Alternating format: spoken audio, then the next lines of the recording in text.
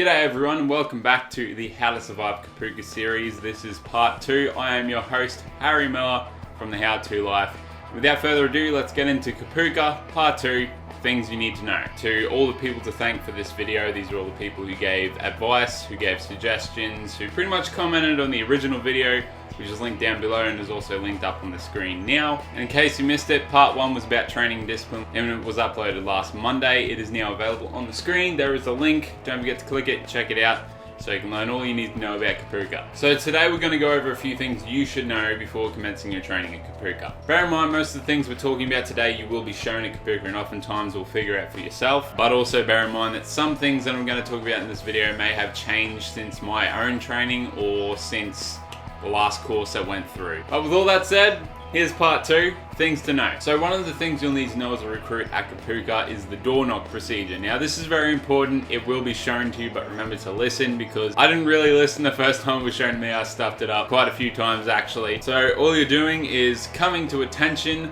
on the line marked near the door, knocking 3 times, saying something like, in my case it would be Recruit Miller, here to speak to Sergeant or Corporal, blah blah blah. When they ask you what are you here for, don't say I was wondering. Definitely do not say that. Don't start it off with a weak sentence. Get straight to the point and you won't get hassled if you keep straight to the point. Another thing you need to know is that a lot of the information, especially for chocos, that is given to you at Kapooka, you will need to take it in very quickly, and it is a lot of information. That's the way Kapooka works. People will be telling you what to do, and they'll be giving you all this extra information. You'll forget half of it, and you'll stuff up, and then you'll get in trouble, so try not to do that. Fitness. Always try your best at fitness at Kapooka, but keep in mind, as I discussed in the last video, records and personal bests are pretty much irrelevant at Kapooka. The point of all the fitness training you'll do at Kapooka is to be able to exert yourself, but also continue the fight afterwards, i.e. you're not looking to injure yourself, you're not looking to give it your all so you just can't move afterwards. You want to be able to move afterwards, and that's what you'll get told at Kapooka, and that's what they'll try and reflect in their training. Just bear in mind that don't try to beat the other people in your platoon or in your section. Just try and get the job done, try and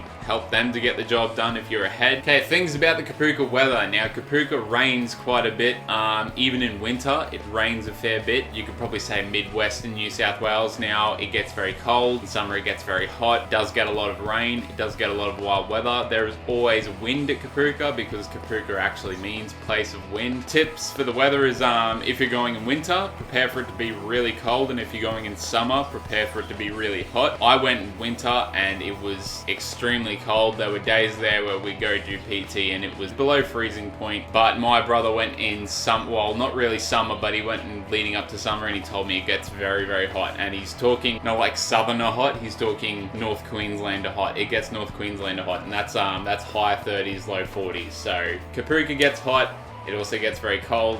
It's basically a desert with trees and grass, and it also rains a lot. So another thing we're going to talk about is the daily schedule. Now I've got this written down because I knew I was going to forget it for the video and I was trying to keep to the script on this one. But the daily schedule is that you wake up at approximately 0600, then you go 0630 to 0730 is your breakfast, 1130 to 1300 is lunch, 1730 to 1900 is dinner, and approximately a 2200 bedtime. Now keep in mind you're probably only going to get 10 to 30 minutes for each meal time, 30 minutes the absolute max, but you also need to keep in mind that a lot of these timings are subject to change. Sometimes you'll be early, sometimes you'll be late. Just bear in mind that the timings are subject to change, and not everything's going to be concrete. The only concrete thing you will know is that you will get 3 meals a day and you will eventually sleep, and then you will eventually wake up after that sleep. That's the only concrete thing that you'll get at Kapooka. Just keep that in mind. You got to be flexible with the training. The timings are not concrete. But if you want to prepare for that, the best thing you can do is to try and settled into that schedule a few weeks before training so that it's not such a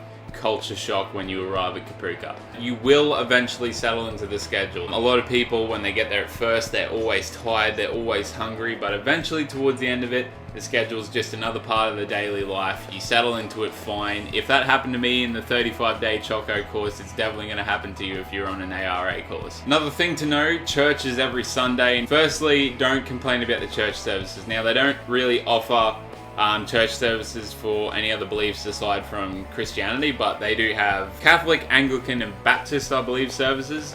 If you are of another belief or if you lack a belief at all, you don't have to listen to the services. All you do basically is just some time to sit down and relax. You might have to stand up, sing a few songs every now and then. But yeah, there are chaplains for other beliefs. So if you're a Muslim, there's a Muslim chaplain. If you're a Jewish person, there's a Jew chaplain. If you have no belief whatsoever, we don't have chaplains, we have psychiatrists. But basically, chaplains are good people. They don't care what belief you have. They're just a good ear for listening to you. They're great people to talk to. Most of them are officers, so make sure you address them as sir or ma'am. Yeah, chaplains are great people. They're great people for the army. They're a good support network. So you don't have to enjoy the church services, but you'll find towards the end of the course you do, because it's not so much about the religion. It's more about coming together as mates and having a few hours to relax, call your family, do that sort of stuff. Church services are good and they happen every Sunday. So TPIs. TPIs are a disciplinary form that you get usually when you F up pretty bad. Little things like leaving your locker unlocked will get you a TPI. So when you get a TPI, make sure you learn from it, because usually it's something very important. It's not a disciplinary breach. It's just you've been told something and you haven't done it, and they want you to fix that, because when it comes to crunch time, for example, if I left my locker unlocked in the battlefield and the enemy got inside, they could go through my locker, they could grab all my weapons and stuff that I have in there. They could also grab uniforms, they could impersonate us, they could use them for espionage. It's pretty much a TPI is something like saying, doesn't matter so much at Kapooka now, but we're still going to discipline you for it, because if this was a real deal, you'd be in a lot of strife. Just make sure you learn from your TPIs. Read your JI. I made the mistake of not fully reading my JI before I went to Kapooka. It does tell you a lot of useful information. It's full of good stuff. It even has a full equipment list. That's the only thing I paid attention to. Make sure you read your JI fully, because you'll find something in there that you probably didn't know, or I probably didn't cover in any of these videos, and you'll be like, oh, that's a good point. I should probably get on that. So when you get the JI, read it thoroughly, understand what's in it, and make sure you pack all the stuff that it says to pack. You'll need it. Before you go to Kapooka, it's probably also worth learning how to make a bed at 45-degree hospital corners, and how to make it fast and how to make it perfect, as in if you pull the covers tight, you should be able to drop a coin and it should bounce. But you will get shown how to do it again if you didn't have time or you didn't feel like learning that, because you're gonna have to. This is a point I probably should cover, but at the same time I don't feel like I really should. But don't be sensitive to swearing. Everyone's gonna get sworn at. Everyone's going to swear. Swearing's everywhere at Kapooka. If you're sensitive to swearing and you don't want to change that, the Army's probably not the greatest career for you. Yeah, swearing's pretty much a part of the daily speech in the Defence Force. Another thing to know is if you don't know how to swim, learn how to swim. There are swimming tests will be required. You swim a length in a pool, and oftentimes multiple lengths in a pool. There are a few PT sessions that are in a pool. And yeah, swimming's I'm pretty sure it says on the JI that there will be a swimming test, but it's probably best to learn how to swim before you go to Kapooka instead of learning while you're there. Another thing to know before you go to Kapooka, the Army is a lifestyle, not just a job. Everything in your life will have to revolve around the Army if you choose to join the Army, because you made that choice. So that's another point. You chose to join the Army, so don't complain while you're there. You chose to go to Kapooka. We all felt like Kapooka was the crappiest thing we've ever done in our life. We all felt angry towards Kapooka. But the thing is, don't direct that hate towards your fellow mates. Don't direct that hate towards your RIs. Just go, this hate is stupid. I made this decision. I put myself in this position. And there's no one else to blame but me. That got really confusing, but the Army is a lifestyle, not a job. Remember that. Another thing to know is that the best advice for how to survive Kapooka comes from the people who have just come back. It's sure started this video, I'm not saying click away from this video, but started these videos. But if you're a choco and you've just been sworn in and you're now at your unit waiting to go to Kapooka, ask the people who have just come back. If you're an ARA member, if you've got mates in the Army, if you've got people you know in the Army, or you can go hit up the recruitment center. You can also, there's lots of stuff on the internet that can tell you what Kapooka is like, how it is. And there's a lot of new posters like me. There's a lot of new people who found some good advice and thought they had some good advice and decided to share it. Now, this advice probably isn't the best, but the thing you need to know is that don't take your advice from just one person, i.e. me.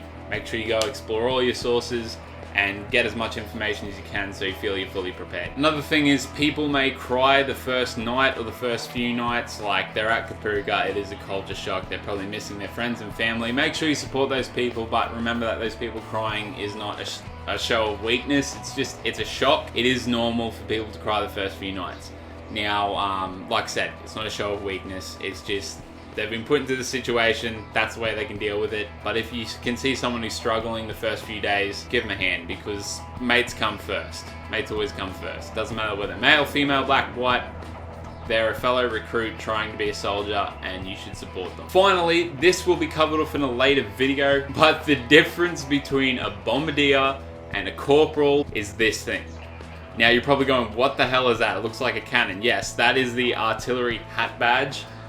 If they're not wearing that, you're stuffed. You won't know the difference between a Bombardier and a Corporal. And it just happens. A lot of us make the mistake of calling a Bombardier a Corporal. I don't even know why it's a different rank.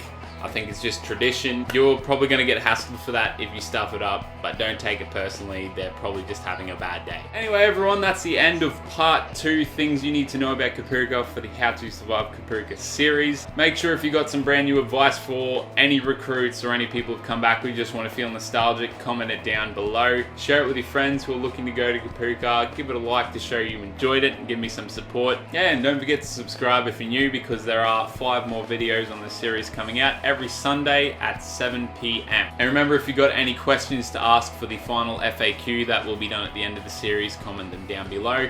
That is all from me. I've been your host, Harrison Miller, for the How To Life. I'll see you all in the next video. Thanks very much for watching.